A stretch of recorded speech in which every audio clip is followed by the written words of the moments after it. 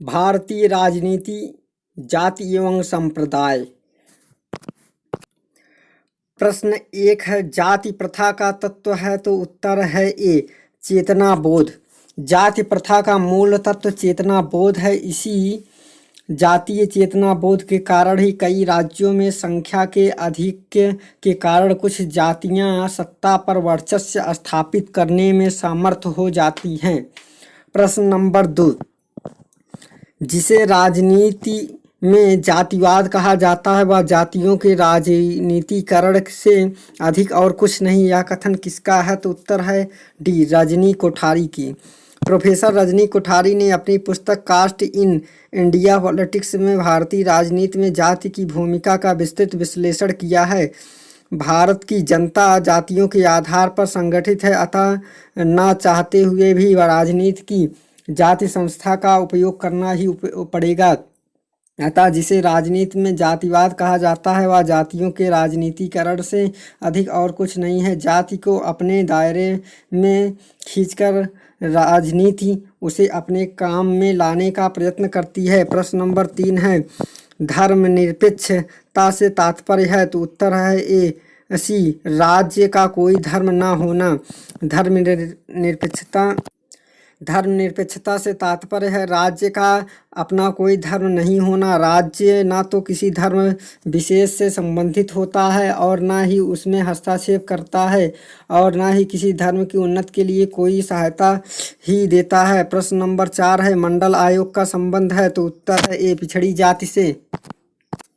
बिहार के पूर्व मुख्यमंत्री विंध्यश्री प्रसाद मंडल की अध्यक्षता में द्वितीय पिछड़ा वर्ग आयोग का गठन सन 1979 में किया गया। मंडल आयोग ने अपनी रिपोर्ट 1980 में प्रस्तुत की। आयोग ने जाति को पिछड़ेपन का आधार मानते हुए सामाजिक, शैक्षणिक और आर्थिक पिछड़ेपन के 11 मापदंड प्रस्तुत किए। इस आयोग की सिफारिश पर ही 27% आरक्षण का प्रावधान पिछड़े वर्गों के लिए किया गया। प्रश्न नंबर 5 है, मंडल आयोग गठित किया गया था, उत्तर है डी, सन 1979 में।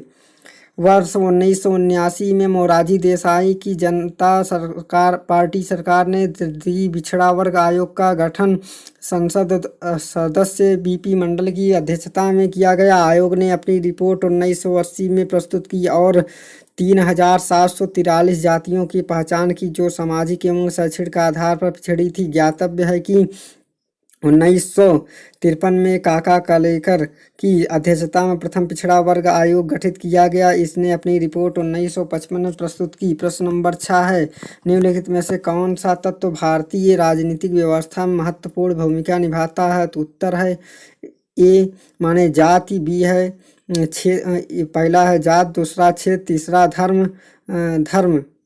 ये सब महत्वपूर्ण भूमिका राजनीतिक व्यवस्था में निभाते हैं। भारतीय राजनीतिक व्यवस्था में जाति, धर्म, भाषा एवं क्षेत्र महत्वपूर्ण भूमिका निभाते हैं। ये तत्व भारतीय राजनीतिक व्यवस्था को निर्धारित एवं प्रभावित करते हैं।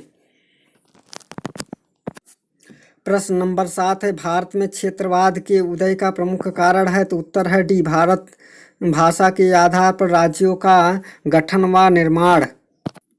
भारत में क्षेत्रवाद के उदय का प्रमुख कारण भाषा के आधार पर राज्यों का गठन व निर्माण है। भाषावर प्रांतों के बनने के बाद भी इन प्रांतों के एक क्षेत्र के लोग दूसरे क्षेत्र के लोगों के काफ़ी भिन्न हैं। इसलिए विभिन्न प्रांतों में क्षेत्रीय भावनाओं की संस्तुति एवं क्षेत्रीय हितों के लिए आंदोलन होते रहते हैं।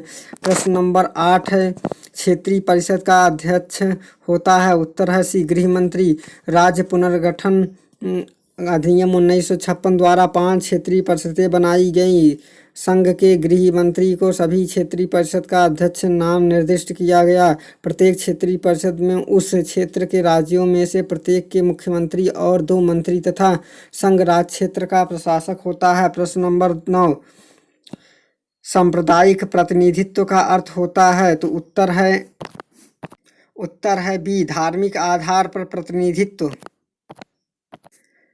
धर्म के आधार पर प्रतिनिधित्व प्रदान करना ही सांप्रदायिक प्रतिनिधित्व कहलाता है। भारत सरकार अधिनियम 1909 के द्वारा पहली बार ब्रिटिश सरकार ने सांप्रदायिक प्रतिनिधित्व की शुरुआत की थी, परंतु स्वतंत्र भारत के संविधान में धर्म के आधार पर प्रतिनिधित्व को निषेध कर दिया गया। प्रश्न नंबर 10, सुश्री मायावती उत्तर प्रदेश की मुख्यमंत्री पहली बार बनी, तो उत्तर है बी 1995 में। सुश्री मायावती उत्तर प्रदेश की पहली बार मुख्यमंत्री 3 जून 1995 को बनी थी। अब तक वे 4 बार मुख्यमंत्री बन चुकी हैं। मायावती का मुख्यमंत्री रूप में कार्यकाल पहली बार 1995 से, दूसरी बार 1997 से, फिर तीसरी बार 2002 से, चौथी बार 2007 से 2012 तक